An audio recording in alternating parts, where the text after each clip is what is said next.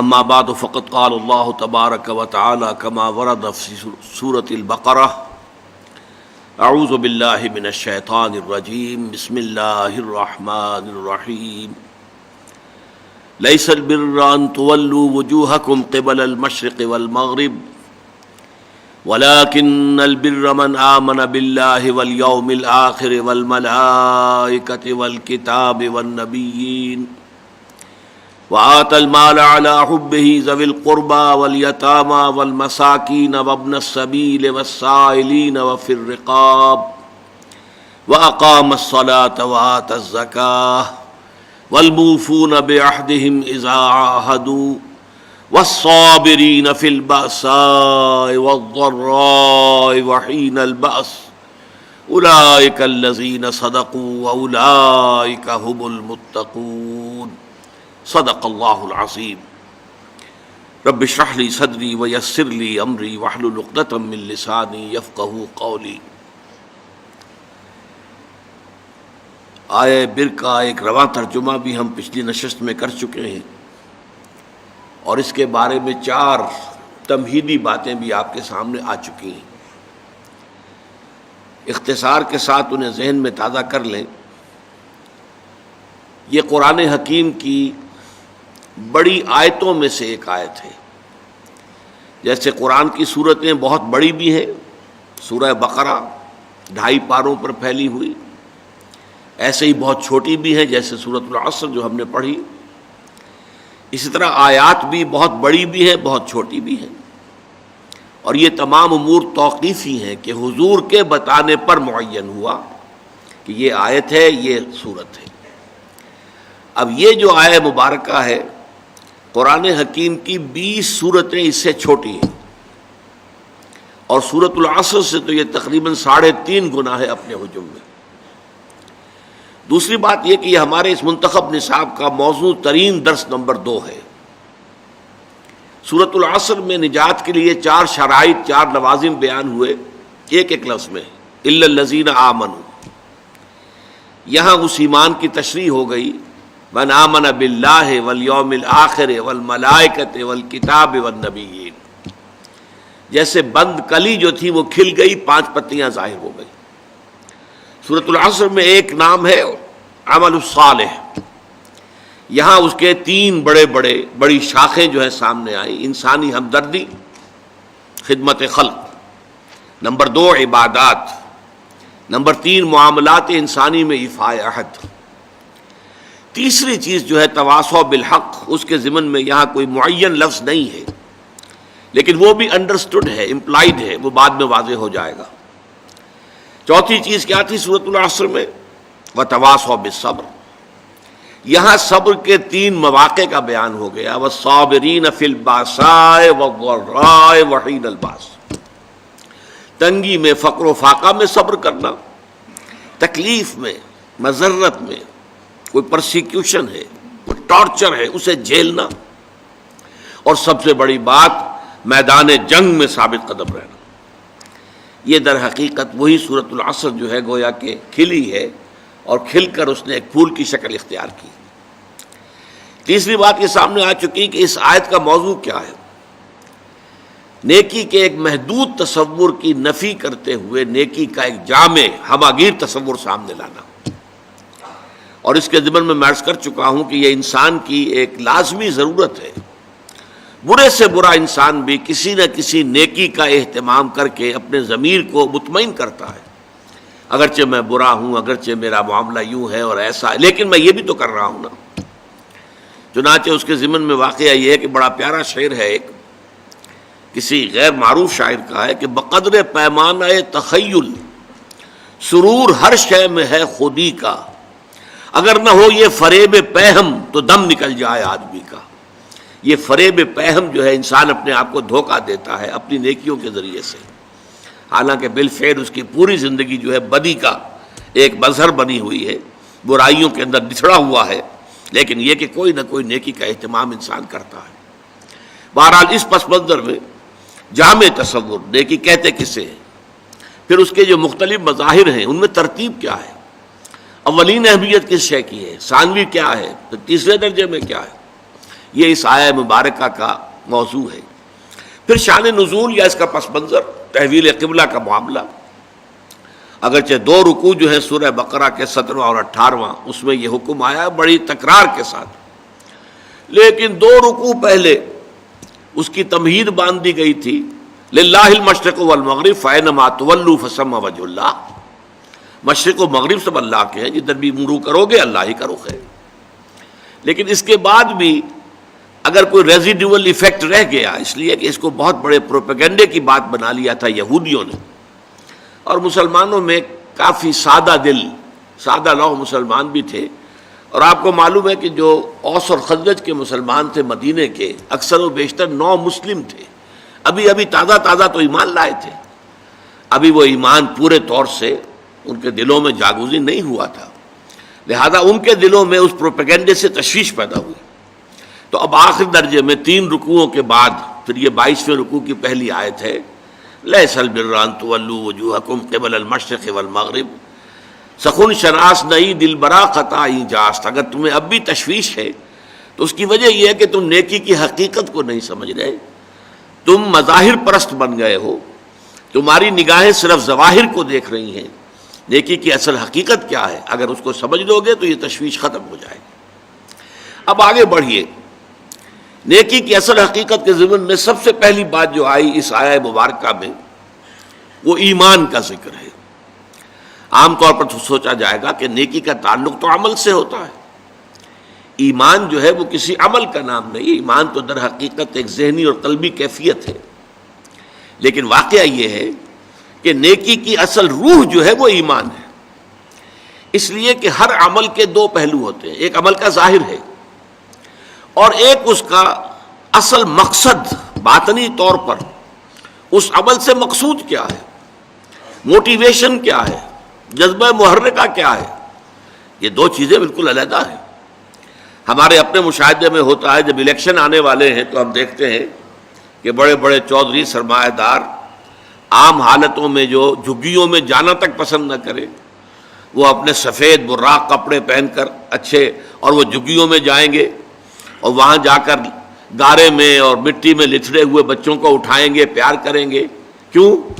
سب کو معلوم ہے کہ یہ اس لیے ہو رہا ہے، یہ اصل نیکی نہیں ہے، انہیں ووٹ چاہیے، الیکشن آنے والا ہے، تو ووٹوں کے حصول کے لیے یہ سب کچھ ہو رہا ہے۔ تو گویا کہ موٹو لوگوں کے سامنے ہے تو وہ اسے نیکی شمار نہیں کر سکتے۔ تو یوں سمجھ لیجئے کہ نیکی کے ظاہر کو صرف نہیں دیکھنا کہ یہ نیکی کا کام ہے، بلکہ دیکھنا یہ ہوگا کہ اصل میں اس کی موٹیویشن کیا ہے، اس کا جذبہ محرکہ کیا ہے۔ وہ جذبہ محرکہ ہے جو ایمان کے ذریعے سے، ایمان باللہ، ایمان بالآخرہ، یہ دونوں ایمانیات وہ ہیں، اگرچہ ان کے بارے میں تفصیلی مباحث تو بعد میں آئیں گی، جو اس منتخب نصاب کا دوسرا حصہ ہے، لیکن یہ کہ ابھی جان لیجئے کہ ایمان باللہ، ایمان بالآخرہ، ان دونوں کے اندر نیکی کے لیے ایک مثبت جذبہ محرکہ بھی ہے اور بدی سے بچنے کے لیے ایک منفی جذبہ محرکہ بھی ہے۔ اللہ کی محبت، love of God, to please اللہ، اللہ کو راضی کرنا، رضائے خداوندی کو اپنا مقصود بنا لینا، یہ جذبہ محرکہ ہے جس کے تحت انسان نیکی کرے، بھلائی کرے، خیر کرے، یہ مثبت جذبہ ہے۔ لیکن اس کے ساتھ ہی منفی پہلو بھی، اللہ ناراض نہ ہو جائے، اللہ کی سزا سے بچنے کے لیے، اللہ کی ناراضگی سے بچنے کے لیے انسان نیکی کا کام کرے، بدی سے رکے۔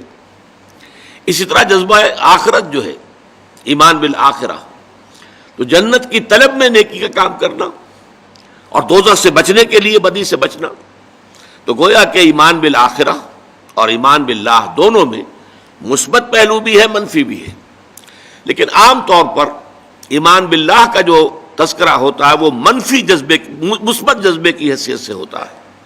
اللہ کی محبت، والذین آمنوا اشد حبا للہ، جو واقعتاً صاحب ایمان ہے ان کے اندر شدید ترین، تمام محبتوں سے زیادہ قوی محبت اللہ کی ہوتی ہے۔ تو اللہ کی محبت کے تحت کوئی کام کرنا اور صرف آخرت کے جزا کے لیے اور آخرت کی سزا سے بچنے کے لیے کرنا، اگر یہ جذبہ محرکہ نہیں ہے تو چاہے کوئی عمل کتنا ہی بڑا نیکی کا عمل نظر آتا ہو، وہ نیکی نہیں ہے۔ ہمیں دیکھنے میں نیکی نظر آئے گی. ایک شخص نماز پڑھ رہا ہے لیکن اس کا جذبہ محرکہ کیا ہے؟ وہ لوگوں کو دکھانا چاہتا ہے، اپنے تقویٰ اور دینداری کا روب گانٹنا چاہتا ہے. لہذا یہ نماز پڑھنے کا فعل بھی اللہ کے نزدیک شرک ہے. من صلی یرائی فقط اشرک، حضور نے فرمایا جس نے نماز پڑھی دکھاوے کے لیے، ریاکاری کے لیے، اس نے شرک کیا. ومن صام یرائی فقط اشرک، جس نے دکھاوے کے لیے روزہ رکھا اس نے شرک کیا. ومن تصدق یرائی فقط اشرک، جس نے خیرات اور صدقہ اور لوگوں کے لیے جو ہے کوئی ان کی امداد کے کام کیے دکھاوے کے لیے، اس نے شرک کیا. بظاہر نیکی کے کام ہے، چوٹی کے کام ہے، نماز بھی، روزہ بھی، صدقہ بھی، لیکن یہ کہ اللہ تعالیٰ انہیں شرک قرار دے رہا. کیوں؟ کہ وہ جذبہ محرکہ پیچھے جو ہے وہ صحیح نہیں ہے. وہ لوگوں کو دکھانا ہے، لوگوں پر اپنی نیکی کا اور دینداری کا روب گانٹنا ہے. اس اعتبار سے نیکی کی بحث میں اولین بحث ایمان کی آئی ہے. وَلَٰكِنَّ الْبِرَّ مَنْ آمَنَ بِاللَّهِ، اصل میں تو نیکی اس کی ہے جو سب سے پہلے ایمان لائے اللہ پر، والیوم الآخر، اور قیامت پر. یعنی اللہ کی محبت سے کم تر درجے میں اگر کوئی قابل قبول جذبہ محرکہ ہے تو اخروی جزا ہے. دنیا میں اس کام کا کوئی اجر مطلوب نہ ہو.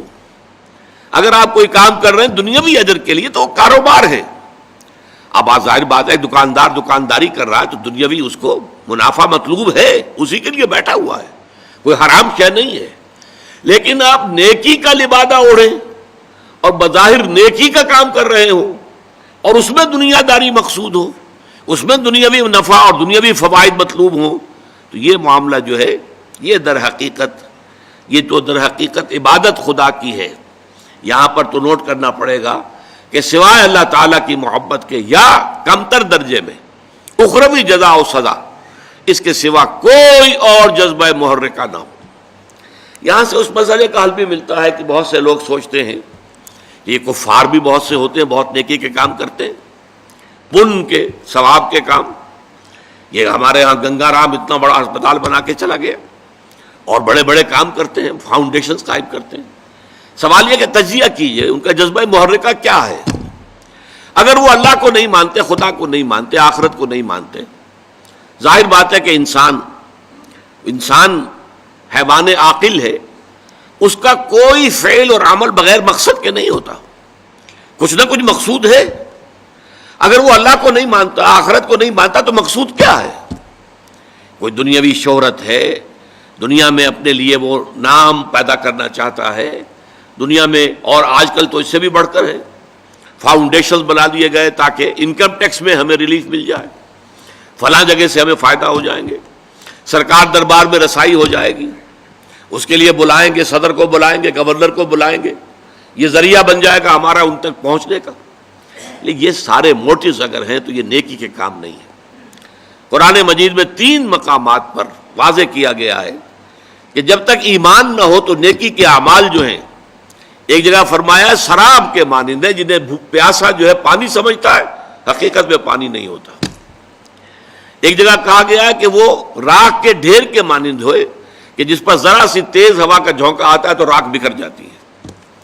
ایک جگہ فرمایا گیا قیامت کے دن اللہ تعالیٰ ان جو نیکیوں کے ڈھیر لوگ لے کر آئیں گے، ایسی نیکیاں، ریاکاری والی نیکیاں، لوگوں کو دکھانے والی نیکیاں، جن کی پشت پر اصل ایمان باللہ اور ایمان بالآخرت نہیں تھا، تو اس کو یہ ہے کہ قدمنا الی ما عملوا من عمل جعلناہ ھباء منثورا، جیسے کہ ٹھوکر مار کر اور ہوا میں ان کو اڑا دیا جائے. تو سب سے پہلی بحث نیکی کے ضمن میں کیا ہے؟ جذبہ محرکہ، نیت کی تصحیح، جس کے لیے کہ بڑی مشہور حدیث ہے انما الاعمال بالنیات انما لکل امرئ ما نویٰ. نیکیوں کا دار و مدار نیت پر ہے، اور انسان کو وہی کچھ ملے گا جس کی کہ اس نے نیت کی ہوگی. نیت درست ہے تو وہ عمل نیکی کا ہے، نیت درست نہیں ہے تو چاہے وہ بظاہر کتنا ہی بڑا نیکی کا عمل نظر آ رہا ہو، اللہ کے میزان میں اس کی دھیلے کی وقت نہیں. پہلی بات تو یہ ہوئی. اور اگلی بات کیا ہے؟ ایمان باللہ، ایمان بالآخرت کے بعد اس کے بعد 3 اور ہیں، والملائکۃ والکتاب والنبیین. ان تینوں کو جوڑنے سے در حقیقت ایمان بالرسالت وجود میں آتا ہے۔ ملائکہ ہیں جو وحی لے کر آتے رہے ہیں انبیاء اور رسل کے پاس، اس وحی کا ریکارڈ ہوا ہے کتابوں کی شکل میں، اور جن کے پاس وہ وحی آئی ہے وہ نبی ہے۔ نبیوں میں سے پھر جن کو معین کر دیا گیا کہ فلاں قوم، فلاں شہر، فلاں بستی، فلاں علاقے کی جا کے لوگوں کو خبردار کرو، وہ رسول ہو گئے۔ یہ رسالت کا ذکر نیکی کے ضمن میں کیوں آیا ہے؟ بڑی گہری بات ہے۔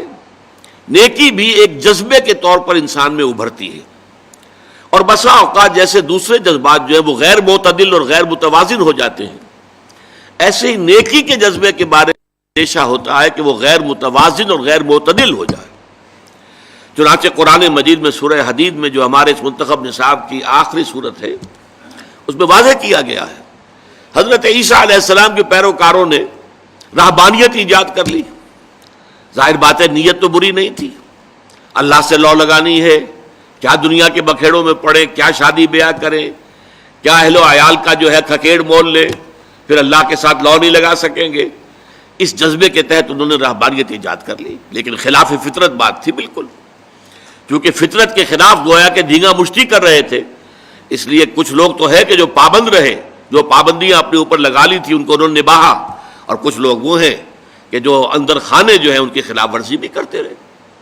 کرسچین مناسٹریز جو تھیں، یہ راہب خانے، ان کے تہخانوں کے اندر حرامی بچوں کے قبرستان بنتے چلے گئے، اور آج دنیا میں آ رہا ہے۔ رومن کیتھولکس پیس کے بارے میں جو ان کا کچا چٹھا آج پوری دنیا میں ٹیلی ویژن کے ذریعے سے عام ہو رہا ہے۔ ابھی کل ہی کی خبر تھی کہ ایک بہت بڑے اس نے بشپ نے استعفیٰ دیا ہے اپنا، اور پوپ نے اس کا استعفیٰ بھی منظور کر لیا ہے۔ یہ سب کچھ کیوں ہو رہا ہے؟ کہ تم فطرت کے خلاف چلنا چاہتے ہو۔ لہذا نیکی کے لیے ایک ماڈل کی بھی ضرورت ہے کہ جس کے حوالے سے انسان دیکھے کہ نیکی کا جذبہ کس حد تک رہنا چاہیے۔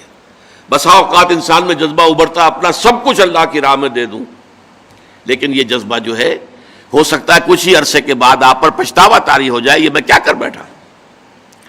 حضور کی زندگی کے، حیات مطہرہ کے متعدد واقعات ہیں کہ ایک صحابی آتے ہیں، میں اپنا سب کچھ اللہ کی راہ میں دے دینا چاہتا ہوں۔ حضور نے فرمایا نہیں، تم اپنی اولاد کو فقیر بنا کر چھوڑ کے جانا چاہتے ہو دنیا سے؟ انہوں نے عرض کیا اچھا میں آدھا دیتا، نہیں آدھا بھی بہت زیادہ ہے۔ پھر عرض کیا اچھا تہائی؟ ہاں تہائی قبول ہے۔ یہ تہائی ہی وہ ہے جس کے لیے انسان کو اختیار ہے کہ وہ اپنی جائیداد میں جو بھی ترکہ ہے اس میں وصیت کر سکتا ہے کسی کے لیے۔ باقی حصہ جو ہے 2/3 وہ وارثوں کا ہے، اس کے لیے جو بھی حصے مقرر کر دیے اللہ نے اسی کے مطابق تقسیم ہوگا۔ تو تہائی کو حضور نے قبول کر لیا۔ اس میں استثناءات ہوتی ہیں۔ حضرت ابوبکر رضی اللہ تعالیٰ عنہ ایک مستثنی شخصیت تھے۔ اسی طرح غزوہ تبوک کا واقعہ جو ہے وہ بھی ایک بہت مستثنی موقع تھا۔ اس پر یقیناً حضرت ابوبکر کا تمام مال جو بھی ان کے پاس تھا وہ سارا حضور نے قبول کر لیا، لیکن یہ عام حالات میں نہیں۔ عام حالات میں کہ اعتدال ہو، معتدل روش ہو۔ چنانچہ صحابہ کرام میں سے بھی بعض کے اندر عبادت کا جذبہ اتنا ابھرا، یہ بخاری شریف کی روایت ہے، اور 3 اشخاص نے آپس میں یہ طے کیا کہ چلے ذرا ازواج مطہرات جو حضور کی بیویاں ہیں امہات المومنین، ان سے چل کر معلوم کرتے ہیں حضور مہینے میں کتنے روزے رکھتے ہیں نفلی، اور کتنی رات کا کتنا حصہ آپ عبادت کرتے ہیں۔ اب گئے، ازواج مطہرات نے جو کوئی حقیقت تھی بتا دی۔ حضور کی زندگی تو کھلی کتاب تھی، اس میں کوئی شے چھپی ہوئی نہیں تھی، کوئی راز نہیں تھا۔ انہیں وہ کچھ کم معلوم ہوا کہ حضور کا مقام اور مرتبہ، اور صرف یہ کہ فرض کیجئے رات کے 2 گھنٹے آپ عبادت کر رہے ہیں، باقی آپ آرام بھی کرتے ہیں۔ مہینے میں 4 5 6 روزے آپ نے رکھے، باقی آپ جو ہے دن افطار میں کرتے۔ یہ ہے نفلی روزوں کا معاملہ، رمضان کے نہیں۔ رمضان کے تو سارے روزے ہر ایک کو رکھنے ہیں۔ تو انہوں نے آپس میں کہا کہ حضور کا معاملہ تو یہ ہے کہ اللہ تعالیٰ نے ان کے سب اگلے پچھلے گناہ معافی کر دیے ہیں، لہذا حضور کے لیے تو اتنی عبادت کافی ہے، ہم تو گناہ گار ہو گئے، ہمارے لیے یہ کافی نہیں ہے۔ ایک نے کہا میں پوری رات کھڑا رہوں گا، بالکل اپنے بستر سے کمر نہیں لگاؤں گا۔ دوسرے نے کہا میں ہمیشہ روزہ رکھوں گا، ہر روز روزہ رکھوں گا، کبھی ناغہ نہیں کروں گا۔ تیسرے نے کہا میں شادی بیاہ نہیں کروں گا، یہ کھکیڑ مول نہیں لوں گا جس سے خام خواہ توجہ جو ہے اللہ تعالیٰ کی طرف سے ہٹ جائے۔ حضور کو خبر ملی، حضور نے بلایا، طلب فرمایا، اظہار ناراضگی فرمایا، اور بہت غیر معمولی بات ہے کہ آپ نے یہ فرمایا کہ دیکھو میں تم سب سے بڑھ کر متقی ہوں اور سب سے بڑھ کر جو ہے اللہ تعالیٰ کا عبادت گزار ہوں، لیکن میں رات کو سوتا بھی ہوں اور نماز پڑھتا بھی ہوں، میں مہینے میں روزے بھی رکھتا ہوں اور نہیں بھی رکھتا، اور میں نے شادیاں کی ہیں، میری متعدد ازواج ہیں۔ فَمَنْ رَغِبَ عَنْ سُنَّتِي فَلَيْسَ مِنِّي، تو جان لو جو میری سنت کو پسند نہیں کرے گا اس کا پھر مجھ سے کوئی تعلق نہیں ہوگا۔ یعنی یہ اعتدال ہے جو تمہیں برقرار رکھنا ہے، اس اعتدال کے ساتھ چلنا ہے۔ ماڈل لقد کان لکم فی رسول اللہ اسوۃ حسنہ، تمہارے لیے اللہ کے رسول صلی اللہ علیہ وسلم کی شخصیت کے اندر ایک نمونہ ہے، اس نمونے میں وہ توازن ہے، وہ اعتدال ہے کہ اس میں ترک دنیا بھی نہیں ہے، دنیا پرستی بھی نہیں ہے۔ حضرت عائشہ فرماتی ہے کہ حضور ہمارے مابین بیٹھے ہوتے تھے، پیار محبت کی باتیں ہوتی تھی، حضور کی جو نجی اور عائلی زندگی ہے وہ ہمارے ہاں جو بعض لوگ ہیں جنہیں تقویٰ کا کچھ زیادہ ہی جن پر رنگ چڑھ جاتا ہے، بڑی خشونت سی ہر وقت رہتی ہے، طبیعت میں سختی آ جاتی ہے، گھریلو زندگی میں بھی پیار و محبت کا گزر نہیں رہتا۔ حضور کا معاملہ وہ نہیں تھا، آپ ازواج کی دلدہی کرتے تھے، دلجوئی کرتے تھے، محبت کرتے تھے، پیار کرتے تھے، بہت شفقت سے پیش آتے تھے۔ تو حضرت عائشہ فرماتی کہ ہمارے مابین بیٹھے ہوتے تھے اور یہ کہ جیسے ہی اذان کی آواز آتی تھی ایسے اٹھ کر چل دیتے تھے جیسے ہمیں جانتے ہی نہیں کہ ہم کون ہیں۔ یہ توازن ہے۔ اب اللہ کی پکار آ گئی ہے حی علی الصلاۃ، اب فوراً اٹھ جانا ہے۔ اب کوئی محبت دنیاوی، کوئی تعلق، کوئی کسی کی دلجوئی، یہ اب راستے میں آڑے نہیں آنی چاہیے، بلکہ فوراً اٹھ جانا ہے۔ لیکن یہ کہ اپنی جگہ پر ازواج مطہرات کے بھی حقوق ہے، وَإِنَّ لِنَفْسِكَ عَلَيْكَ حَقًّا وَإِنَّ لِزَوْجِكَ عَلَيْكَ حَقًّا، تمہارے نفس کا بھی تم پر حق ہے، تمہاری بیوی کا بھی تم پر حق ہے، زوجک علیک حقًا، تم سے جو ملاقات کرنے کے لیے آتا ہے دوست ملاقاتی، اس کا بھی تم پر حق ہے۔ تو یہ توازن اور اعتدال جو ہے یہ ہمیں ملتا ہے پرفیکٹ ماڈل کی شکل میں، اور وہ ماڈل ہے کہ جو انبیاء اور رسول کے ذریعے سے ہمیں ملا۔ تو ایمان کی نیکی کے بحث میں سب سے پہلی بحث ہوئی ایمان کی، ایمان باللہ، ایمان بالآخر، ایمان بالیوم الآخر۔ اس کا تعلق ہے موٹیویشن، نیکی کے لیے جذبہ محرک کا کیا ہونا چاہیے، اللہ کی محبت اور صرف آخرت کی جزا۔ کوئی دنیاوی نفع اور دنیاوی کوئی اس کا رزلٹ اور کوئی بدل اگر پیش نظر ہے، لا نرید منکم جزاء ولا شکورا انما نطعمکم لوجہ اللہ، ہم تمہیں کھانا کھلا رہے ہیں صرف اللہ کی رضا کے لیے۔ لا نرید منکم جزاء ولا شکورا، ہم تم سے تو نہ یہ چاہتے ہیں کہ کوئی بدلہ ہمیں دینا اور نہ تمہاری طرف سے شکریہ ہمیں مطلوب ہے، نہیں، صرف اللہ کے لیے۔ کوئی شے بھی دنیاوی مطلوب کے درجے میں اگر آ گئی تو پھر وہ نیکی نہیں ہے، وہ تو پھر کاروبار بن گیا۔ نیکی وہی ہے جس کا واحد جذبہ محرکہ ایمان باللہ اور ایمان بالآخرہ ہو، اور اس کے لیے ماڈل اسوہ رسول ہے صلی اللہ علیہ وسلم۔ اب آگے آئیے، وَآتَ الْمَالَ عَلَىٰ حُبِّهِ ذَوِي الْقُرْبَىٰ وَالْيَتَامَىٰ وَالْمَسَاكِينَ وَابْنَ السَّبِيلِ وَالسَّائِلِينَ وَفِي الرِّقَابِ، اور انہوں نے مال دیا عَلَىٰ حُبِّهِ، عَلَىٰ آتا خلاف کے لیے، مال کی محبت کے باوجود، اس کو ایک ثقیل اردو میں ہم علی الرغم بھی کہتے ہیں، علی الرغم، کسی شے کے ہوتے ہوئے، ڈسپائٹ سم تھنگ، اگرچہ مال محبوب ہے۔ زین للناس حب الشہوات من النساء والبنین والقناطیر المقنطرۃ من الذہب والفضۃ والخیل المسومۃ والانعام والحرث، اللہ انسان کی سرشت کے اندر مال کی محبت ڈال دی گئی، لیکن یہ کہ یہ مال محبوب ہونے کے باوجود انسان اسے خرچ کر سکے، کس کے لیے؟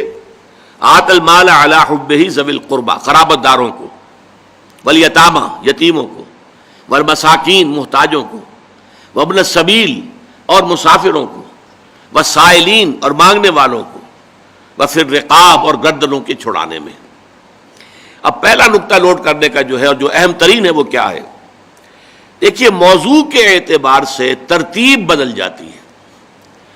اگر موضوع یہ ہو کہ ارکان اسلام کیا ہے تو سب سے پہلے کلمہ شہادت، ایمان کا لفظ اس میں نہیں آتا، شہادت اللہ الہ الا اللہ وان محمد رسول اللہ، اور اس کے فوراً بعد اقام الصلاۃ و ایتاء الزکاۃ، فوراً بعد۔ یہ کیوں ہے؟ اراکین اسلام یہی ہے، ارکان اسلام یہی ہے۔ اسی طریقے سے اسلامی معاشرے کے اندر اس کی جو ہمیں تنظیم کرنی ہے، آرگنائز کرنا ہے، اس میں اہم ترین چیز کیا ہے؟ نماز اور زکوٰۃ۔ لیکن یہاں بحث ہے نیکی کی حقیقت کیا ہے۔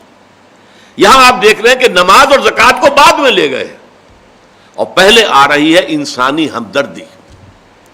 انسان اپنا مال خرچ کر سکے، قرابت داروں، رشتہ داروں کو، ان میں سے جو غریب ہیں ان کی مدد کرے، یتیم جو بے سہارا رہ گئے ہیں، جن کے والد فوت ہو گئے ہیں، اب ان کا کوئی سہارا نہیں ہے، والمساکین، یہ جو مسکنہ کہتے ہیں، کم ہمتی، بعض لوگوں کا ہوتا ہے کہ بظاہر اچھے نظر آ رہے ہیں، اچھے بھلے ہیں، کوئی بیماری بھی نہیں ہے، لیکن جسے ہم نیورستھینیا کہتے ہیں، وہ اعصابی کمزوری ایسی ہوتی ہے، کم ہمتی طاری ہو جاتی ہے کہ اپنے پاؤں پر کھڑے نہیں ہو سکتے، وہ مساکین ہیں، محتاج، خود کفیل نہیں ہو پا رہے، اپنی ضرورتیں پوری نہیں کر پا رہے کسی وجہ سے، وابن السبیل اور مسافر۔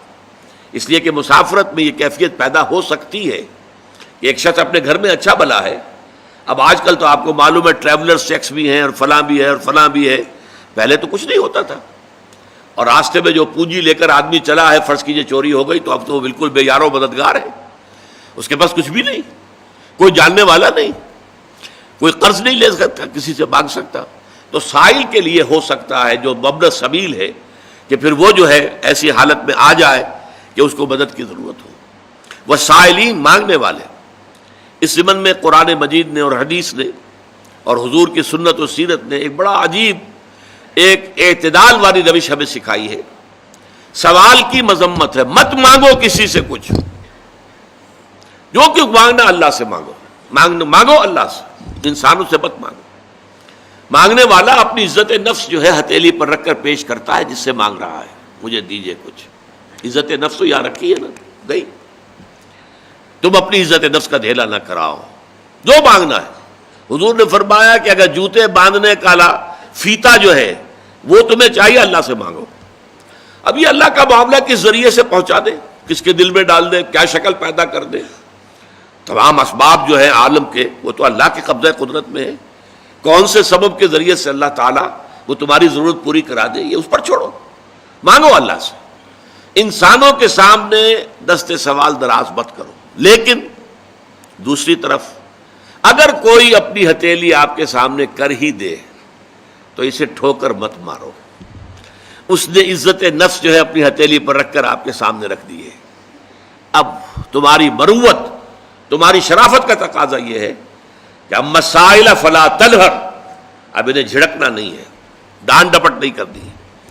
اگرچہ ہمارے آج کل کے معاشرے میں جو پروفیشن بن گیا بیگری کا، اس میں بسا اوقات جو ہے پیچھا چھڑانا مشکل ہو جاتا ہے، اور واقعہ یہ ہے کہ ان کی اگر مدد کی جائے، اب کیا ہے، وہ آپ نے 1 روپیہ دے دیا تو بعض لوگ سمجھتے ہیں شاید بہت بڑا، میں نے حاتم طائی کی قبر پر لات مار دی، روپیہ دے دیا، لیکن یہ تو اصل میں انسٹیٹیوشن آف بیگری کو آپ نے سپورٹ کیا۔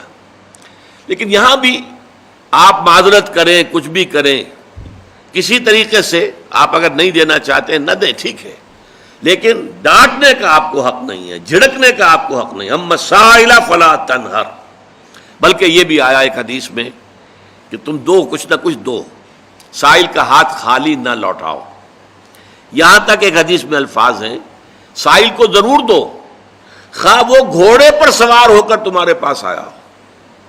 گھوڑے پر سوار ہو کر آنے والا جو ہے وہ تو صاحب عزت، صاحب حیثیت انسان ہوتا تھا نا، گھوڑا تو عرب میں ہر ایک کے پاس نہیں ہوتا تھا، اونٹ تو کہہ سکتے ہیں آپ کے بہت عام تھا، بھیڑیں بکریاں عام تھیں، گھوڑا جو ہے وہ تو کسی صاحب ثروت انسان کے پاس ہی ہوتا تھا، صاحب حیثیت۔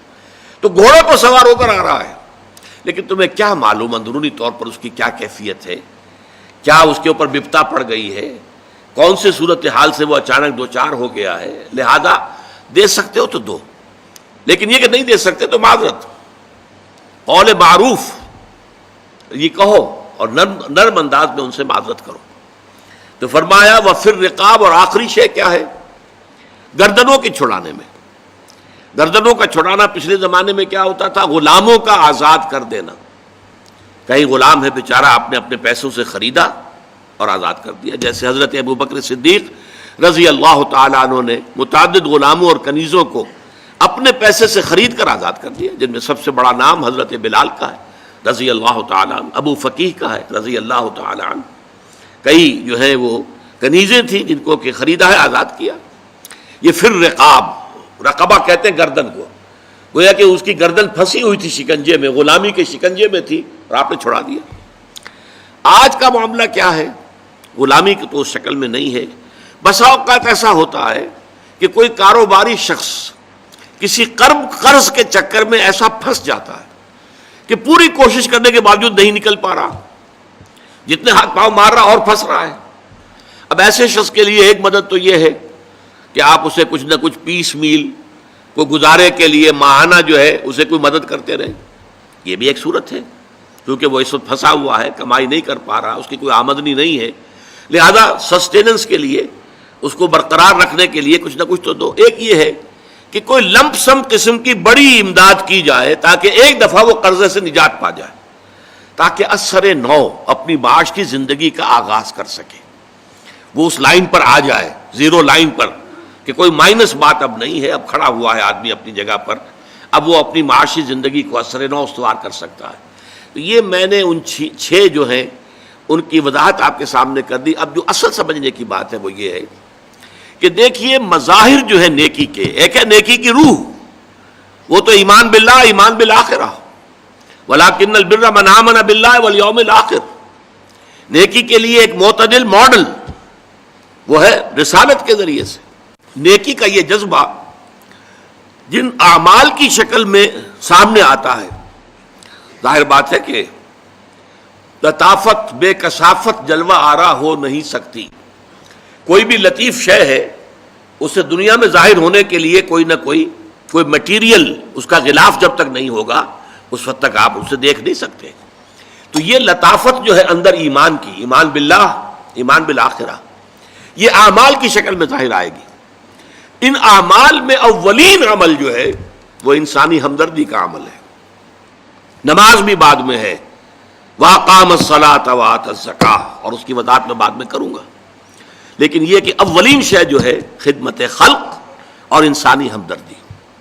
وہ جو ایک شعر ہے بہت پامال ہے، سب لوگ جو ہیں ان کو یاد بھی ہوگا، درد دل کے واسطے پیدا کیا انسان کو، ورنہ طاعت کے لیے کچھ کم نہ تھے قروبیاں۔ یہ انسان کے اندر اگر درد نہیں ہے، ایک حدیث میں الفاظ آئے ہیں، من یحرم الرفق فقد حرم الخیر کلہ، جو شخص دل کی نرمی سے محروم ہو گیا وہ تو گویا کہ کل کی کل نیکی سے محروم ہو گیا، خیر سے محروم ہو گیا۔ کٹھور دل انسان ہے، سخت دل انسان ہے، کسی کو تکلیف میں دیکھ کر، آج یہاں کوئی نہیں ہے کہ جن کو بٹھانے کا انتظام کرے، ذرا آپ لوگ آگے آ جائیے تاکہ جو آ رہے ہیں ان کی جگہ ہو۔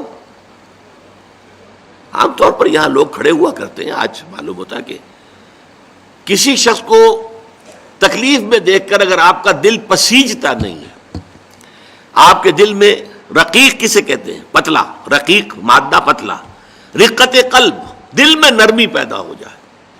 دل میں نرمی اگر پیدا نہیں ہوتی ہے تو پھر جان لیجئے، میں ایک بہت سخت بات کہنے لگا ہوں، ایک شخص عالم ہو سکتا ہے، مفتی ہو سکتا ہے، فقیہ ہو سکتا ہے، مفسر ہو سکتا ہے، محدث ہو سکتا ہے، عابد ہو سکتا ہے، زاہد ہو سکتا ہے، نیک نہیں ہو سکتا اگر انسانی ہمدردی کا مادہ اس کے دل میں نہیں ہے۔ بات سمجھ لیا آپ نے پوری؟ یہ ہے ترتیب کے اندر مضمر۔ نماز اور زکوٰۃ کا ذکر بعد میں، وَآتَى الْمَالَ عَلَىٰ حُبِّهِ ذَوِي الْقُرْبَىٰ وَالْيَتَامَىٰ وَالْمَسَاكِينَ وَابْنَ السَّبِيلِ وَالسَّائِلِينَ وَفِي الرِّقَابِ، یہ پہلے آ رہا ہے۔ اور آپ میں سے بہت سے حضرات کو یاد ہوگی چوتھے پارے کی پہلی آیت، جو اس معاملے میں یوں سمجھیے قول فیصل، لَن تَنَالُوا الْبِرَّ حَتَّىٰ تُنفِقُوا مِمَّا تُحِبُّونَ، تم ہرگز نیکی کے مقام کو نہیں پہنچ سکتے جب تک خرچ نہ کرو اس میں سے جو تمہیں محبوب ہے۔ اگر آپ کا مال ایسا ہے جو دل سے اتر گیا ہے، کپڑے بوسیدہ ہو گئے ہیں دے دیے غریب کو، جوتے ٹوٹ گئے دے دیے کسی کو، یہ نہیں ہے، یہ نیکی نہیں ہے۔ نیکی کیا ہے؟ مما تحبون، جو تمہیں پسند ہو وہ مال۔ لن تنالوا البر، اور یہ نوٹ کر لیجیے جنہیں عربی سے کوئی تھوڑا سا بھی کوئی مس ہے کہ لام اور نون کے ساتھ جو نفی آتی ہے فعل مضارع کے اندر، اس سے زیادہ تاکیدی نفی نہیں. لن تنالوا البر، ہرگز نہیں پہنچ سکتے نیکی کے مقام کو، حتی تنفقوا مما تحبون، جب تک کہ تم خرچ نہ کرو اس میں سے جو تمہیں پسند ہو. اپنے محبوب مال کو جب تک خرچ نہیں کرو گے اللہ کی رضامندی کے لیے، اللہ کی رضا جوئی کے لیے، اس وقت تک نیکی کا مقام حاصل نہیں کر سکتے. حدیث میں نے آپ کو سنا دی. من یحرم الرفق، رفق کہتے ہیں دل کی نرمی، اسی سے لفظ رفیق بنا ہے. رفیق وہ ہیں جو آپس میں ہمدرد ہیں، غم گسار ہیں، ایک دوسرے کا درد بانٹنے والے ہیں، ایک دوسرے کے دکھ کو اپنے دل میں محسوس کرنے والے ہیں. میں نے ہمدردی کی وضاحت پچھلی نشست میں کی تھی. ہمدردی، ہم جماعت، ایک جماعت میں پڑھنے والے، ہم عصر، ایک زمانے کے لوگ. ہمدرد وہ جن کا درد جو ہے وہ کامن ہے، مشترک ہے، ایک کے درد کو دوسرا محسوس کر رہا ہے. خنجر چلے کسی پہ تڑپتے ہیں ہم امیر، سارے جہاں کا درد ہمارے جگر میں ہے. یہ ہے در حقیقت نیکی کی اصل روح. میں پھر دوہرا رہا ہوں، جس میں یہ نہیں ہے. جو بخیل ہے، جو کٹھور دل ہے، جو سخت دل ہے، وہ عابد ہو سکتا ہے، زاہد ہو سکتا ہے، مفسر ہو سکتا ہے، محدث ہو سکتا ہے، فقیہ ہو سکتا ہے، مفتی ہو سکتا ہے، لیکن نیک نہیں ہو سکتا. یہ قرآن کا فتویٰ ہے، لن تنالوا البر حتی تنفقوا مما تحبون. پھر اس میں ایک بات اور نوٹ کیجئے، اس میں ترتیب بھی لازمی ہے. سب سے پہلا حقدار جو ہے آپ کے نیک سلوک کا وہ آپ کے قرابت دار ہیں. الاول فالاول، الاقرب فالاقرب. ہمیشہ قرآن مجید میں سب سے پہلے ذی القربى وآت ذی القربى حقہ والمسکین وابن السبیل ولا تبذر تبذیرا. یہ بھی ہمارے منتخب نصاب کی آیت ہے سورہ بنی اسرائیل کی. اور تم حق ادا کرو جو ذی القربى ہیں، قرابت دار ہیں، رشتہ دار ہیں. یہ خاص طور پر بات کیوں کہی جاتی ہے؟ عام طور پر قرابت داروں میں، قریبی رشتہ داروں میں شکر رنجیاں ہوتی ہیں. اب فلاں جو ہے، فرض کیجئے کہ کوئی چھوٹا بھائی فوت ہو گیا یا بڑا بھائی فوت ہو گیا ہے. اب دوسرا بھائی جو ہے اچھا ہے، جو فوت شدہ بھائی ہے اس کے حالات اب خراب ہیں، بیوہ ہے، بچے ہیں، کوئی ذریعہ معاش نہیں ہے. اور یہ شخص جو ہے وہ صاحب ثروت ہے، صاحب دولت ہے. یہ اوروں کو تو خیرات دے گا، اپنے یتیم بھانجا اور بتیوں کو نہیں دے گا. کیوں؟ انہوں نے یہ کیا تھا، انہوں نے یہ کیا تھا، انہوں نے فلاں وقت یہ کہہ دیا تھا، وہ بھابھی نے فلاں وقت جو ہے میرے ساتھ یہ معاملہ کیا تھا. اس حوالے سے شکر رنجیوں کی وجہ سے ان کو چھوڑ کر دور دراز جا کر ریوڑیاں بانٹی جائیں گی، لیکن جو اصل حقدار ہیں ان کو چھوڑ دیا جائے گا. اس کا تجزیہ کیجئے. اس کا مطلب ہے یہ اللہ کے لیے نہیں دیا جا رہا. اگر اللہ کا جذبہ ہو اللہ کو راضی کرنا تو پھر تو دیکھو کہ اللہ نے سب سے پہلا حقدار کس کو بنایا. پھر تو دیکھنا ہوگا ترتیب اللہ کی. اللہ کی ترتیب میں تو آت المال علی حبہ ذوی القربى، ذوی القربى سب سے پہلے ہے. اس کے بعد یتامى ہیں، مساکین ہیں، وابن السبیل ہیں، والسائلین ہیں، وفی الرقاب ہیں. لیکن اولین جو ہیں تو ذوی القربى ہیں. جس حدیث آتی ہے کہ حضور نے فرمایا من احب للہ وابغض للہ واعطى للہ ومنع للہ فقد استقبل الایمان. جس نے اگر کسی سے محبت کی تو اللہ کے لیے محبت کی، کہ اللہ کو پسند ہے کہ اس سے محبت کی جائے. اور کسی سے بغض اور عداوت رکھی تو وہ بھی اس لیے کہ اللہ کو پسند ہے کہ اس سے بغض رکھا جائے. اور اگر کسی کو کچھ دیا تو اس لیے کہ اللہ کو اس کا دینا پسند ہے. اور کسی سے کچھ روکا تو اس لیے روکا کہ اللہ کو اس کا روکنا پسند ہے. یعنی انسان کے تمام اعمال کا اصل موٹو جو ہے وہ ذات باری تعالی اور اس کے احکام اور اس کی پسند، اس کی ناپسند بن جائے. اگر یہ ہو جائے من احب للہ ہے، وابغض للہ ہے، واعطى للہ ہے، ومنع للہ ہے، فقد استکمل الایمان. تو ایسے شخص نے تو اپنے ایمان کی تکمیل کر لی. یہ کمال ایمان کا مقام ہے. تو لہذا نیکی کے معاملے میں یہاں ہمارے سامنے جو بات واضح طور پر آئی کہ آج کا جو ہمارا سبق ہے اس کا حاصل کیا ہے کہ نیکی کا ایک ظاہر ہے، ایک باطن ہے. ہمارے اللہ تعالیٰ کے نزدیک نیکی اصل میں وہ اس کے باطن کے حوالے سے نیکی ہے، ظاہر کے حوالے سے نہیں. اگرچہ ظاہر کی اپنی جگہ اہمیت ہے. نماز پڑھو جیسے کہ مجھے دیکھتے ہو کہ میں نماز پڑھتا ہوں. صلو کما رأیتمونی اصلی. جیسے فرمایا کہ جب شمال کی طرف رخ کر کے نماز پڑھنے کا حکم تھا، تم نے پڑھی، یہ نیکی تھی۔ اب جنوب کی طرف حکم ہو گیا، اپنا رخ پھیر دو، اب یہ نیکی ہے۔ اس وقت وہ اللہ کا اور اس کے رسول کا حکم تھا، اب یہ اللہ کا اور اس کے رسول کا حکم ہے۔ تو اس کو ظاہر پر مت جاؤ کہ یہ شمال اور جنوب للہ المشرق والمغرب، مشرق اور مغرب سب اللہ ہی کے لیے، لیکن یہ ہے کہ اس نیکی کے لیے اصل روح جو ہے سب سے پہلے ایمان باللہ، اللہ کی محبت سے سرشار ہو کر وہ کام کیا جا رہا ہو۔ اس میں تو اس حد تک اللہ کے رسول کی تربیت کا ایک واقعہ آپ کو سنا رہا ہوں کہ حضرت علی رضی اللہ تعالیٰ عنہ سے ایک شخص کی باقاعدہ دو بدو جس کو کہتے ہیں ایک جنگ ہوئی، لڑائی ہوئی، اور آخر کار حضرت علی اس کے اوپر قابو یافتہ ہو گئے، زمین پر گرا لیا، سینے پر بیٹھ گئے اس کافر کے، اور اب اپنا خنجر بھونکنے والے تھے کہ اس نے نیچے پڑے ہوئے بھی تھوک دیا حضرت علی رضی اللہ تعالیٰ عنہ کے منہ پر۔ بے بس تھا اور کچھ نہیں کر سکتا تھا، تھوک تو سکتا تھا۔ حضرت علی اس کو چھوڑ کر علیحدہ ہو گئے۔ وہ حیران ہوا، میں ان کے رحم و کرم پر تھا، میری تو بس ہو چکی تھی، میں کچھ بھی نہیں کرنے کے قابل تھا، پھر میں نے جس کو انگریزی میں کہتے ہیں to add insult to injury, میں نے ان کی توہین مزید کی کہ ان کے منہ پر تھوک دیا، تو اب تو اور زیادہ غصے کے ساتھ چاہیے تھا کہ یہ خنجر جو ہے بھونکتے میرے سینے میں، چھوڑ کے علیحدہ ہو گئے۔ پوچھا اس نے کہ یہ کیا ماجرا ہے؟ فرمایا دیکھو میری تم سے کوئی ذاتی مخاصمت نہیں، کوئی ذاتی دشمنی نہیں، میں تمہیں اپنی کسی ذاتی سبب پر میں قتل نہیں کر رہا تھا، صرف اللہ کے لیے، لیکن جب تم نے میرے منہ پر تھوک دیا تو میری عزت نفس جو ہے اس میں ایک ری ایکشن پیدا ہوا، اس عزت نفس کے اندر انتقام کا جذبہ ابھرا۔ اب اگر میں تمہیں قتل کرتا تو یہ صرف اللہ کے لیے نہ ہوتا، اس میں میرے ذاتی انتقام نفس کا عنصر بھی شامل ہو جاتا، اور یہ مجھے گوارا نہیں۔ اور وہ شخص اسی واقعے پر ایمان لے آیا۔ تو یہ ہے در حقیقت موٹیویشن، وَلَٰكِنَّ الْبِرَّ مَنْ آمَنَ بِاللَّهِ وَالْيَوْمِ الْآخِرِ وَالْمَلَائِكَةِ وَالْكِتَابِ وَالنَّبِيِّينَ وَآتَى الْمَالَ عَلَىٰ حُبِّهِ ذَوِي الْقُرْبَىٰ وَالْيَتَامَىٰ وَالْمَسَاكِينَ وَابْنَ السَّبِيلِ وَالسَّائِلِينَ وَفِي الرِّقَابِ۔ بارک اللہ لی ولکم فی القرآن العظیم ونفعنی وإیاکم بالآیات والذکر الحکیم۔